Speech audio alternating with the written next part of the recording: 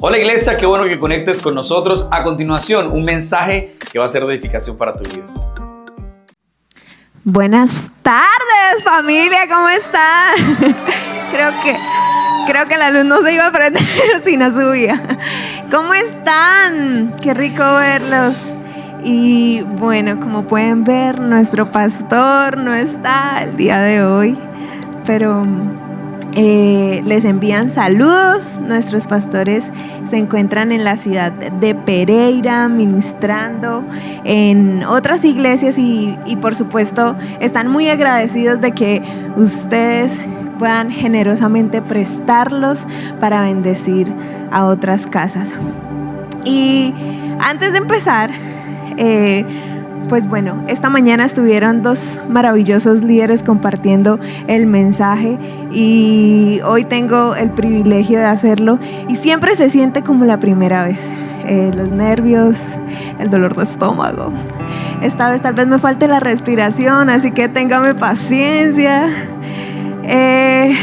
Pero bueno, antes de comenzar quisiera que me acompañara en una oración. Y Padre precioso, Señor, te damos infinitas gracias. Gracias por el privilegio que nos das de reunirnos en tu nombre. Gracias porque conocerte ha sido de las cosas más maravillosas que nos ha pasado. Y te pido, Espíritu Santo, que tomes el control. De nada sirve este mensaje si tú no estás aquí. Eres bienvenido. Ven y toma tu lugar en cada uno de nuestros corazones. Muévete y paséate en esta tu iglesia. Te amamos y hemos orado en el nombre de Jesús. Amén. Y quisiera comenzar leyéndoles un versículo que está en Jeremías 32:39 y dice: les daré un solo corazón y un solo propósito, adorarme para siempre, para su propio bien y el bien de todos sus descendientes. Resulta y pasa, perdónenme que dejo esto bien, que no sé. Resulta y pasa que pues estoy viviendo una etapa de mi vida totalmente nueva. Es evidente, como pueden ver, estoy embarazada y es un sueño y un milagro vivirlo. Cuando estábamos escogiendo el nombre de si era niña, entonces teníamos estos nombres, si era niño, teníamos estos nombres. Me acordé de mi esposo. Esto, para los que no saben, bueno, no, mentiras, no les digo. Está por allá encontrándose con el Señor en la montaña. El caso, resulta y pasa que bueno, teníamos nombres y cuando ya supimos que iba a ser un niño, pues yo personalmente siempre había tenido un versículo que llamaba mucho mi atención y creo que ha sido un versículo que me ha sostenido por muchos años de mi vida. Si mal no recuerdo, fue como en el 2018 que ese versículo quedó tatuado en mi corazón y es justamente el versículo que se encuentra en el primer capítulo de Jeremías. Y ese versículo habla de que el Señor había escogido a Jeremías aún antes de que se formara en el vientre de su madre. ¿Y por qué me impresionaba tanto este versículo? Y es que tanto tú como yo, el Señor nos escogió antes de formarnos en el vientre de nuestra madre, que el Señor nos apartó y nos escogió. Así que me dije, bueno, este nombre, estábamos con la lista, ¿no? Yo dije, este nombre es muy lindo. Y resulta y pasa que yo nunca me había puesto en la tarea de leer este libro de la Biblia en el Antiguo Testamento, que es Jeremías.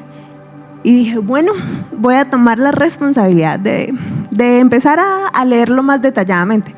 Porque eso sí, los evangelios, Hechos, Romanos, todas las cartas de Pablo, que los salmos, los proverbios, sí, pero en el Antiguo a veces como que uno dice, ay Señor, es que no entiendo muchas cosas. Y dije, no, bueno, vamos a leer Jeremías. Y en este tiempo Dios me habló algunas cosas a través de este libro que creo yo es lo que Dios también quiere hablarles el día de hoy. Así que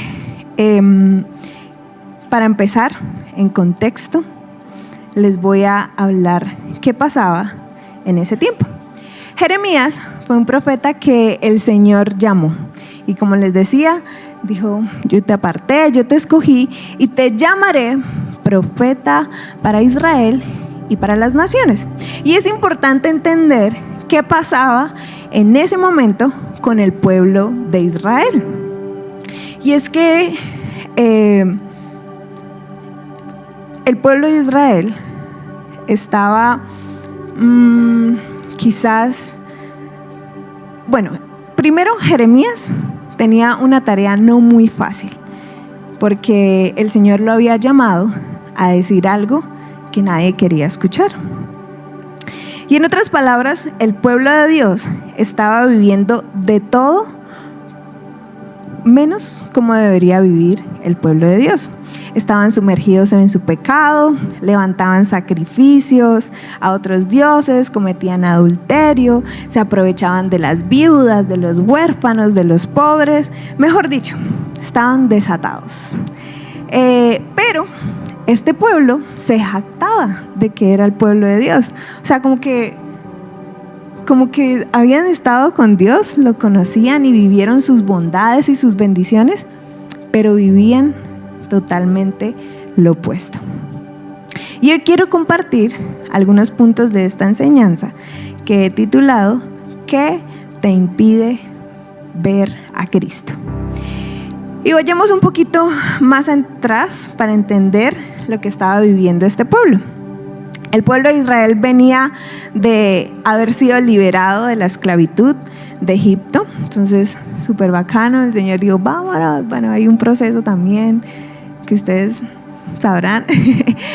Fueron liberados de la esclavitud. Luego el Señor les da la tierra prometida. Mejor dicho, llegan a un lugar donde disfrutan de tantas bondades de Dios. Y el Señor incluso le da victoria tras victoria en cada batalla que ellos tenían. O sea, se enfrentaban con un ejército, iban pero súper tranqui porque el Señor estaba con ellos y les daba la victoria. El caso es que poco a poco las prioridades de este pueblo empezaron a ser externas a Dios. De hecho, miremos una de las primeras cosas que Dios le dice al pueblo a través de Jeremías. Jeremías 2, del 2 al 3, dice: yo recuerdo, pueblo de Israel, que en tus primeros años me amabas solo a mí. Parecías una novia enamorada y me seguiste por el desierto, por tierras donde nada crece. Tú eras solo mía. Fuiste mi primer amor. Si alguien te hacía algún daño, sufría las consecuencias. Te juro que así fue. Imaginen por un momento el corazón de Dios diciéndoles esto. Oigan, yo me acuerdo que ustedes me amaban y que me ponían de primero en todo. Y que si alguien se metía con ustedes, les diga re mal. Y si se está preguntando, bueno, ¿por qué Dios nos hablaría de algo que pasó hace mucho tiempo con el pueblo de Israel? Iglesia, en realidad es que tú y yo tenemos muchas cosas en común con el pueblo de Israel. Y la primera de ellas que quiero resaltar hoy es: estoy muy cómodo con mi condición espiritual. ¿Y cuántas veces nos hemos conformado del lugar en donde estamos con Dios? ¿Desde cuándo dejamos de incluir a Dios en nuestras decisiones? Amada iglesia, Dios no nos llama o no nos llamó a estar cómodos. Yo sé que es un lugar muy delicioso estar cómodo, y muy tentador. Pero permanecer en la comodidad significa también estancarse. La obediencia se vuelve opcional. Y poco a poco estás regando semillas en tu vida para decirle no a Dios, para decirle no a sus planes. Y les ha pasado que a veces les da como una perecita ir al revival de las 5 de la mañana.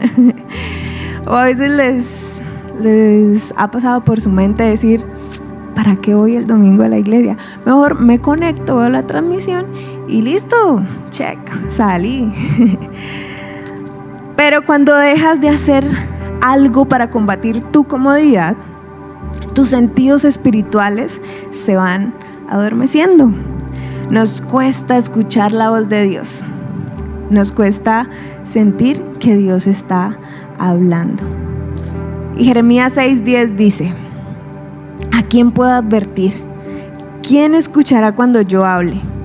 Tienen sordos los oídos y no pueden oír.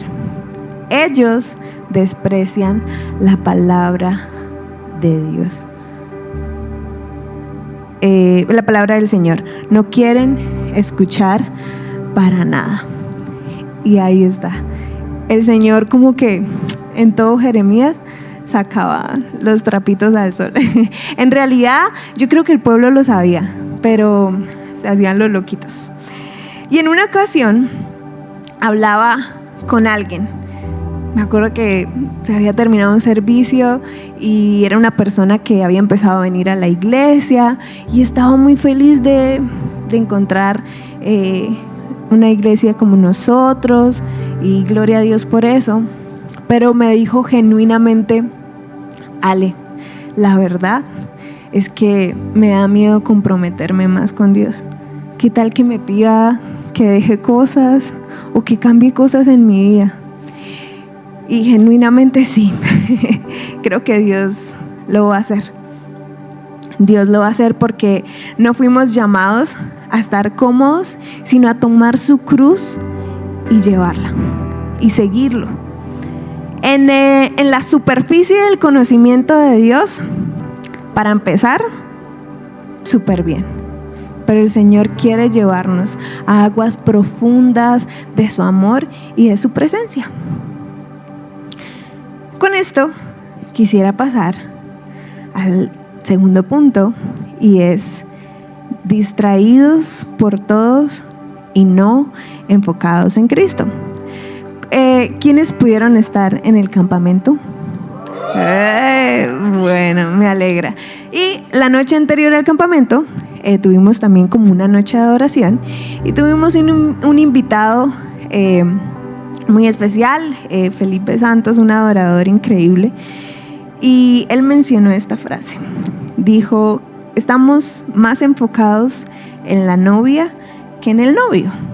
Y si tal vez hoy vienes por primera vez o no entiendes muy bien qué puede significar esta frase, o no logras interpretarla, y es que la Biblia nos enseña que la iglesia es la novia de Cristo. Cuando Jesús regrese, celebraremos las bodas del Cordero. Y es decir, que Jesús volverá por su iglesia. ¿Y quién es su iglesia? Nosotros somos su iglesia. Así que Jesús es el novio y su iglesia la novia. Entonces, ¿qué tiene que ver esto con la historia del pueblo de Israel? En el capítulo 7 de Jeremías, Dios es muy específico con el pueblo. Básicamente, los israelitas llegaban al templo a adorar a Dios, que tenían un templo en donde se supone la presencia de Dios estaba ahí. Pero llegaban a adorar a Dios como si todo estuviera bien. ¿Y saben qué hacían fuera de ese templo? Adoraban a otros dioses. O sea, es como que usted llegara aquí el domingo, sobre mi familia, y usted está allá afuera Luego dice, uy, léame las cartas. Oiga, ¿qué es eso de los astros? ¿Qué es eso? Pues nada hacemos, familia. Y dice el Señor en Jeremías 7, del 9 al 10. ¿De verdad piensan que pueden robar, matar, cometer adulterio, mentir y quemar incienso a Baal y a otros nuevos dioses que tienen? Y luego venir a presentarse delante de mí en mi templo, a repetir, estamos a salvo, solo para irse a cometer nuevamente todas las mismas maldades. Y familia, quiero que le prestemos mucha atención a esa última parte. Solo para irse a cometer nuevamente todas las mismas maldades. Y perdónenme si este mensaje está siendo un poquito difícil de digerir, pero anhelo que el Espíritu Santo les deje llevarse lo que usted tiene que aprender el día de hoy. Solo tú conoces lo que ocurre cuando estás fuera de este lugar. Sé que es fácil cantar juntos, adorar juntos, escuchar a Dios a través del mensaje, pero cuando no estamos aquí, nuestra adoración sigue en casa. Hay cosas que sabes que al novio, es decir, a Jesús, no le gustan. ¿Cuál es esa conversación que sabes que no deberías tener con esa persona? Esposos, ¿cuál es ese mensaje que le ocultan a sus esposas? Amigos, ¿cuál es esa murmuración o chisme que llevan de ese amigo que en algún momento le abrió el corazón? Y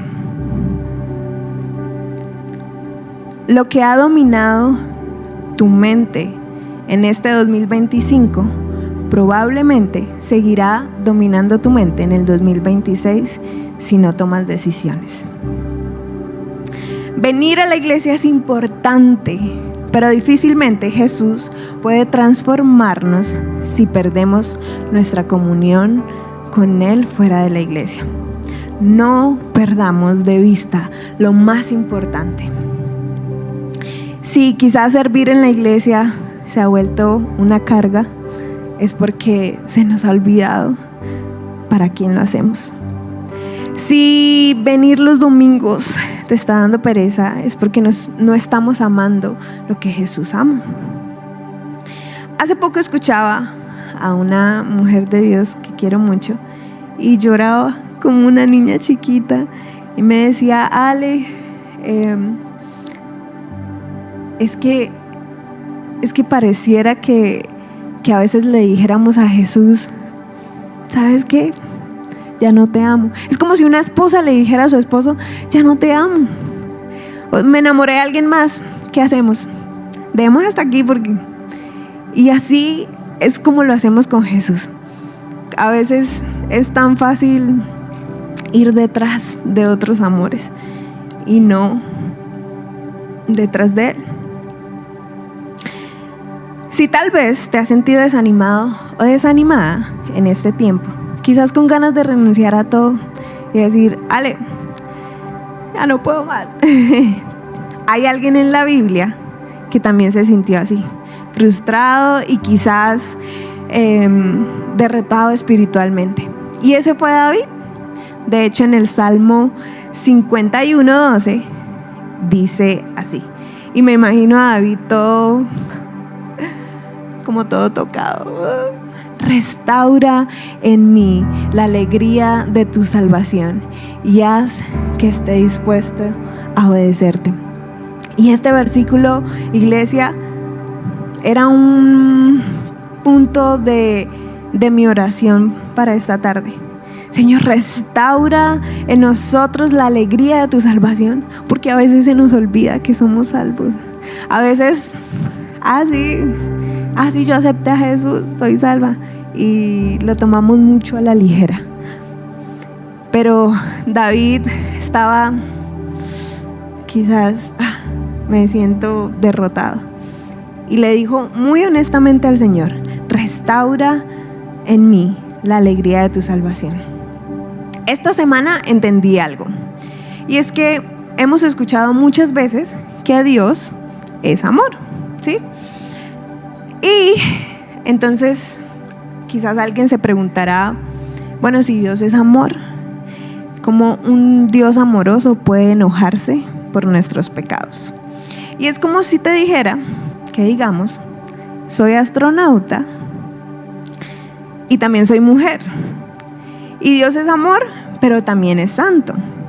Entonces, ser el mismo amor, que Dios sea el amor mismo, no le impide ser santo.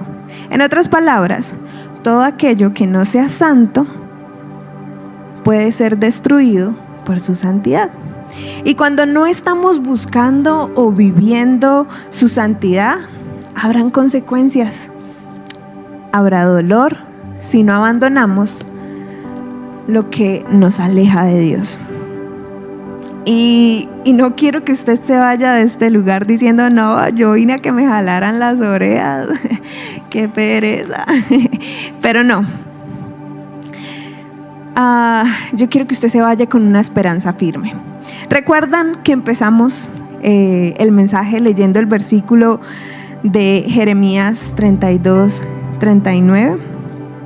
Que siguiendo con la historia de qué pasó con el pueblo, el Señor estaba, dígale a Jeremías: oye, y esto también, oye, y mira, también hicieron esto, y diles que esto está mal, y diles que esto me duele, y diles que, abriéndole los ojos al pueblo. Y Jeremías 32-39 al 41 dice así, lo que leímos al comienzo: les daré un solo corazón y un solo propósito: adorarme para siempre, para su propio bien y el bien de todos sus descendientes. Y haré un pacto eterno con ellos: nunca dejaré de hacerles bien. Pondré en el corazón de ellos el deseo de adorarme y nunca me dejarán. Me gozaré en hacerles bien. Familia, en otras palabras, si ven, ese es el capítulo 32, y los capítulos anteriores, yo sé que el Señor estaba ahí dándole, pero luego les termina diciendo como que yo les voy a dar un corazón nuevo, un corazón y un propósito que va a ser adorarme para siempre, para su propio bien. Así que con esto quiero pasar al siguiente punto, que es: Dios no ha terminado contigo. Esto es algo que suelo repetirle muchas veces a los chicos de la tribu. Dios no ha terminado contigo, ni con todos los que estamos en este lugar, ni conmigo. Si se preguntan cuál es la clave para nunca volver atrás, Dios nos la está dando. Nos dará un corazón y un propósito: a adorarlo para siempre. Nuestro Dios es misericordioso. Él extiende misericordia generosamente. De hecho, en Lamentaciones 3, 22 al 23, dice así: el fiel amor del Señor nunca se acaba, sus misericordias jamás terminan. Grande es su fidelidad y sus misericordias son nuevas cada mañana. Algo que Dios le dijo al pueblo fue como: ustedes tienen nuevos dioses, y tal vez hoy en día esos dioses no son estatuas para nosotros, ni que el dios del sol ni de la luna. Tal vez nuestros dioses hoy en día son más actuales, son más cotidianos de lo que parece. Tal vez, a ver si soy vulnerable, un dios en mi vida quizás fue Netflix. Yo, si me preguntan que me gusta ver en Netflix, yo era la primera en decir: uy, todos los documentales de asesinos en serie, de esto de crimen. O sea, mi esposo ve una gota de sangre y se va desmayando, y yo soy como: tranquilo, yo le aviso cuando pase. Y hubo un tiempo en donde las ¿cómo se dice? Maratones de ese tipo de series. Y un día me confrontaba porque el Señor me decía, bueno, si los ojos son la ventana de tu alma, ¿cómo está tu alma? Y pensaba en que siento que digo mucho y, ¿cierto? ¿O no? Qué vergüenza. Pero ese quizás era uno de mis dioses. Y ese Dios también me estaba llevando a la comodidad, a estancarme. Y tal vez tu Dios, no sé si es Instagram, no sé si es una relación, no sé si es un pecado, no sé, pero familia, ahí donde estás, quiero que le preguntes al Espíritu Santo, muéstrame Señor, qué es esa cosa o qué es esa persona que ha venido ocupando tu lugar. ¿Y cuántos creen? Mío, otra vez. No. ¿Cuántos creen que la sangre de Cristo tiene poder? Amén, ¿cierto? Pues bueno, la sangre de Cristo sigue teniendo poder hoy en día.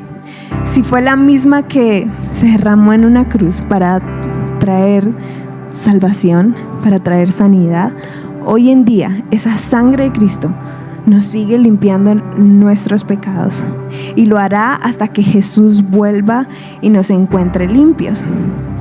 Como le dijo a la mujer que iban a apedrear, ni yo te condeno, vete y no peques más. Cuando les leía Lamentaciones, que habla acerca de las misericordias de Dios, y siento que el corazón de Dios en Jeremías no solo era sacarle los trapitos al sol al pueblo y decirles pues quizás todo lo que no estaba bien. Siento que el anhelo de Dios era más como, solo les pido una cosa, vuélvanse a mí, o sea, arrepiéntanse y no vuelvan a pecar. Pero el pueblo de Israel estaba muy como, Señor, no, yo veré, no, pues tu misericordia me alcanza para que, pero no se estaban arrepintiendo. Recuerdo que hace un tiempo mi amiga Jen me hablaba sobre un, creo que es pastor más evangelista, que se llama Carlos Anacondia, y que le habían hecho una entrevista. Y yo, la voy a escuchar. Y resulta y pasa que este evangelista, Carlos Anacondia, es un hombre de Dios que por mucho tiempo el Señor lo usó en evangelizar. Miles de personas conocían de Dios a través de su vida. Eso, mejor dicho, había cruzadas en donde la gente se sanaba, miles de personas que quizás un paralítico salía caminando, tome su sanidad, Y dice que por donde pasaba este hombre, hasta los demonios sabían quién era. O sea, wow. Y en esta entrevista que le hacen a él, le preguntan que cómo empezó todo, ¿cómo empezó Dios haciendo eso en su vida? Y él decía que él conoce al Señor, recibe a Jesús en su corazón, hace la oración de fe, esa que usted y yo hemos hecho, y le dice, Señor, te recibo como mi Señor y Salvador, Él lo recibe y dice que él sigue viviendo su vida, se congrega, pero en un momento como que se siente insatisfecho. Como que dice, qué pena, este peladito se quiere salir. Como que en un momento de su vida, él dice, oiga, yo he escuchado que Jesús sana, o sea, que en el nombre de Jesús hay sanidad. Yo me he enterado de que gente ha recibido milagros a través de el nombre de Jesús. Y él dice que este versículo que está en Marcos 16, 15, que dice: y les dijo: id por todo el mundo, predicad el evangelio a toda criatura, el que creyere y fuere bautizado será salvo, mas el que no creyere será condenado. 17, y estas señales seguirán a los que creyeren: en mi nombre echarán fuera demonios, hablarán nuevas lenguas, quitarán serpientes, y si bebieren cosa mortífera no les dañará. Sobre los enfermos pondrán sus manos y sanarán. Y usted dice como: ay, tan chévere. Familia, eso es para usted. El Señor le está diciendo: el que cree, el que creyere, hará estas y muchas más señales. Y este señor, Carlos Anacondia, dijo: yo leí ese versículo y me lo tomé muy en serio. O sea, yo le creí a Dios. Entonces él dice que se fue para los hospitales y empezaba a orar. De hecho, en el tiempo donde él estaba empezando, había como una guerra en su país. Y ponle así que la guerrilla estaba en control, ponle así. Y era difícil entrar a los hospitales. Entonces, él empezó como a ir al hospital y veía un poconón de camillas de gente enferma y dijo: bueno, yo voy a empezar. Y empezó a orar, a ponerle la manita. Obviamente al principio decía: ¿puedo orar por usted? No, gracias, soy católica, apostólica, romana. Y él: bueno, está bien. Y se iba por allá otra, nada. Pero él dice que al principio no pasó nada. O sea, yo creo que él iba y decía: y otra vez este viene aquí a orar, dizque en el nombre de Jesús, y yo sigo igual. Y casi que como por un año él siguió orando. Y un día una mujer que no podía caminar, como que en medio de la oración se sacudió tanto que se cayó de la camilla. Y él quedó: ay, y se levanta y dice: puedo caminar. Y el Señor la había sanado. Cuando las mujeres alrededor de esa mujer ven lo que pasa, empiezan a decir: ay, pastor, ¿puedo orar por mí? Y él: bueno. Y empezó. ¿A dónde voy con esta historia, familia? Y es que tal vez hoy tú dices: Aleja, pero yo quiero que Dios me cambie, yo quiero que Dios me transforme, yo quiero que el Señor haga milagros, que use mi vida, pero nada pasa. Y familia, no va a ser cuando tú o cuando yo quiera, va a ser cuando el Señor quiera.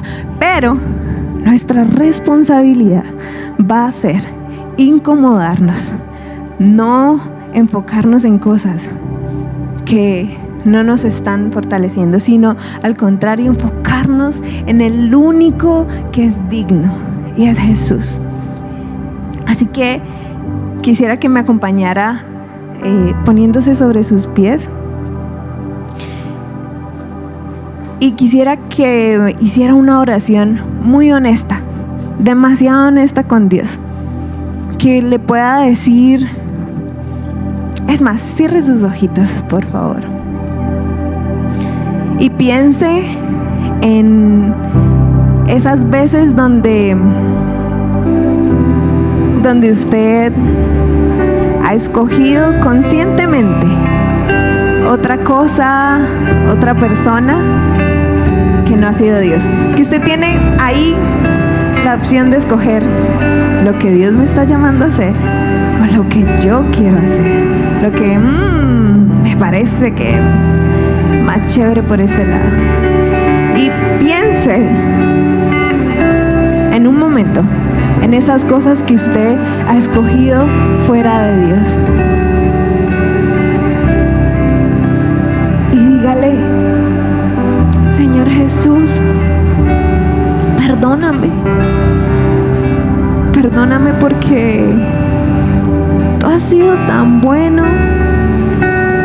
tú has sido tan misericordioso.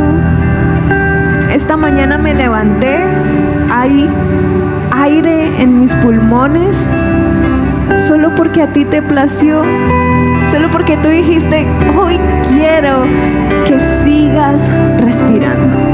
Hoy quiero que sigas de pie. Gracias, Señor. Hoy te pido perdón porque a veces he escogido por encima de ti, Señor, lo que creo me conviene, pero no te pregunto.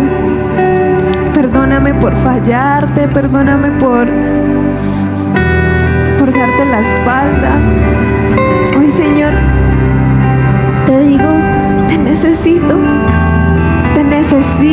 como el aire, te necesito en mi vida. Necesito necesitarte, Jesús.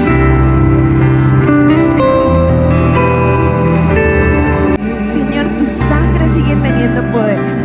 Y en esta tarde, Señor, yo quiero declarar sobre tus hijos, sobre tu iglesia, que todo vicio pierde poder sobre tu vida, que se rompe toda cadena en tu vida. Yo declaro que ese pecado ya no tiene control sobre tu vida. Yo declaro que tú eres libre para caminar en dirección a Cristo. Yo declaro que esa enfermedad retrocede en tu vida en el nombre poderoso de Jesús. Y le pido al Espíritu Santo de Dios que te tome por completo, que te llene, que te toque. Señor, yo le ordeno a todo pensamiento de ansiedad, a todo pensamiento de depresión, que sea echado fuera de la mente de tus hijos, Señor.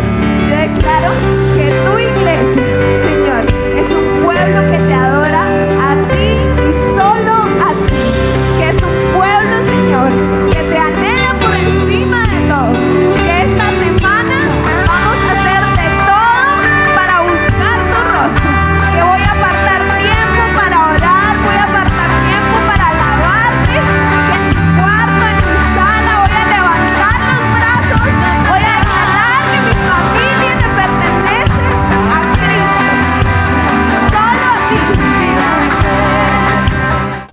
Gracias por quedarte hasta el final. Espero que este mensaje haya sido edificación para tu vida y como siempre expresamos gracias por tu generosidad, la cual nos permite seguir avanzando como iglesia. Nos vemos en una próxima oportunidad.